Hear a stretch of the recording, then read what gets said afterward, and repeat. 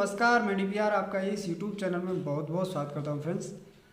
तो मित्रों, आज हम यहां पर बात करने वाले हैं कि देखिए, एक होती है डिसेबिलिटी पेंशन, एक होती है नॉर्मल पेंशन।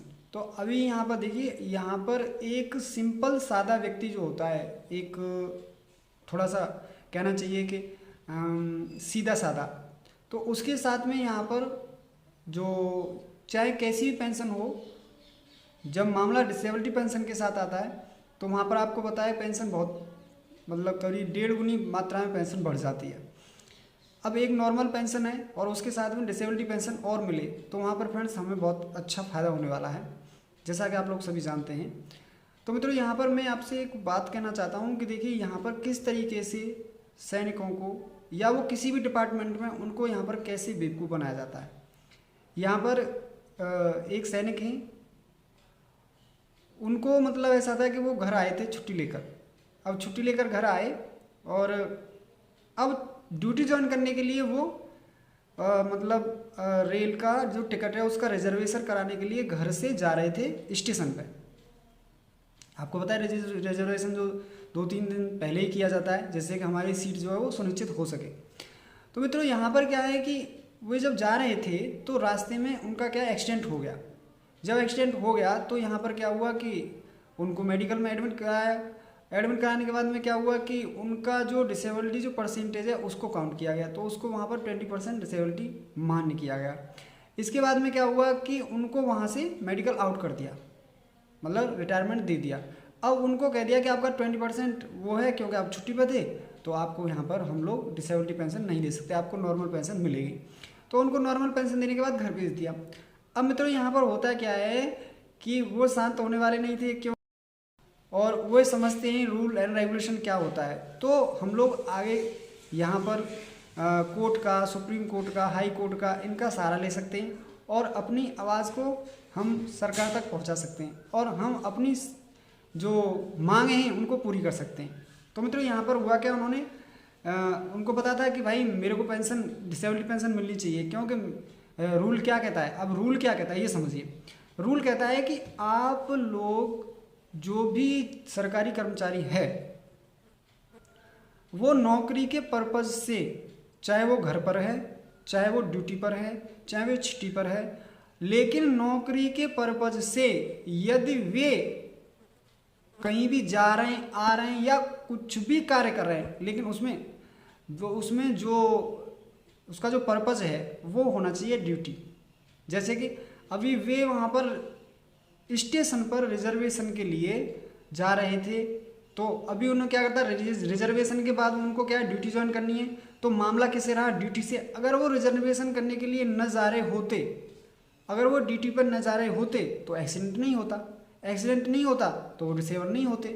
तो अभी वहाँ पर क्या कहा गया, रूल क्या कहता है कि अगर नौकरी वाला बंदा चाहे बेशक घर पर छुट्टी लेके रह रहा है, लेकिन नौकरी के लिए काम करते हुए और वो डिसेबल हो जाता है, मतलब उनको चोट लग जाती है, तो आपको यहाँ पर 50% डिसेबिलिटी देनी पड़ेगी। आपको, आप जैसा कि जानते हैं, अब 50% डिसेबिलिटी का मतलब है कि आपको यहाँ पर पेंशन प्लस डिसेबिलिटी पेंशन मिलेगी। तो मित्रों, यहाँ पर मैं एक इसमें इम्पोर्टेंट बात क्या रही, इसमें इम्पोर्टेंट बात यही रही, मुझे लगी, जो मतलब कंफर्म कर पाया मैं, कि यहाँ पर आप लोग या तो ड्यूटी पे हैं या ड्यूटी से बाहर हैं। अब मान लीजिए कि एक आर्मी मैन है, ठीक है, अब वो ऑन ड्यूटी हैं। अभी क्या है कि वो ड्यूटी कर रहे हैं। अब उन्होंने क्या कहा कि एक साहब ने कहा कि भाई तुम जाओ इस डाक को दूसरे वहाँ पर सेंड कराओ, जैसे कि पहले करते थे, आपको पता है, अभी तो नहीं इतना रहा है। पहले मतलब एक रेजिमेंट से दूसरी रेजिमेंट पे और बटालियन से बटालियन टू बटालियन वहाँ पर हम उसको ट्रांसफ़र करने के लिए मतलब फौज जाते थे। तो उसमें क्या था कि अब मान लीजिए वहाँ पर एक्सीडेंट होता है तो वो भी तो एक्सीडेंट ही माना गया। वहाँ डिसेबिलिटी आती है तो वो तो डिसेबिलिटी मानेगी, क्योंकि हम नौकरी पर हैं, ऑन ड्यूटी पर हैं। अभी हम ऑन ड्यूटी पर रहते हुए वहाँ भी कुछ भी हो जाए, चाहे हम सो रहे हैं और सोते हुए गिर जाएँ, तो भी वहाँ पर हमारी डिसेबिलिटी पेंशन होगी। अगर हमारे 50% माने गए, अगर वहाँ पर मेडिकल में पास होते हैं हम लोग 50% डिसेबिलिटी के साथ, तो हमें पेंशन मिलेगी। अब मान लीजिए आप लोग यहाँ आ गए, ठीक है, घर आ गए, तो घर में जैसे मान लीजिए अब मकान टूट जाता है, मकान टूट जाता है। तो भाई हैं तो सही हम ड्यूटी पे ही, अभी घर छुट्टी लेके आए हैं, लेकिन हैं तो ऑन ड्यूटी। अब वहाँ ये नहीं कह सकते कि आपका मकान टूट गया तो आपके अपने मकान से मतलब आपको चोट आई है तो आपको हम डिसेबिलिटी पेंशन लेंगे नहीं देंगे।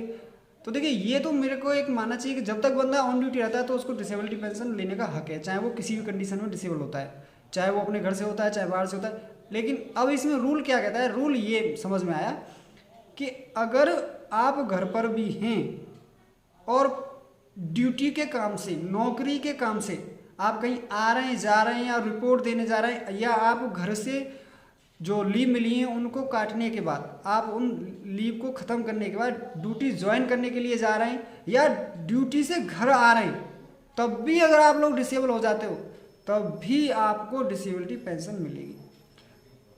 जहाँ तक कि मेरे मानने में तो इतना भी हो सकता है कि आपने रिटायरमेंट भी ले लिया और रिटायरमेंट होने के बाद आप लोग घर आ रहे हैं, तब भी सरकार को यहाँ पर डिसेबिलिटी पेंशन देनी चाहिए, क्योंकि वे रिटायरमेंट होने के बाद घर आ रहे हैं।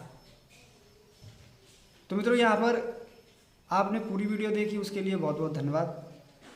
यदि आप चैनल पर पहली बार आए हैं तो चैनल को सब्सक्राइब जरूर कर दें, और अगर आपने सब्सक्राइब कर रखा है तो चैनल पर बने रहने के लिए बहुत बहुत धन्यवाद। आपसे मैं अगली वीडियो में कोई अच्छा सा टॉपिक लेके मिलता हूँ, तब तक के लिए जय हिंद, जय भारत, नमस्कार, वंदे मातरम।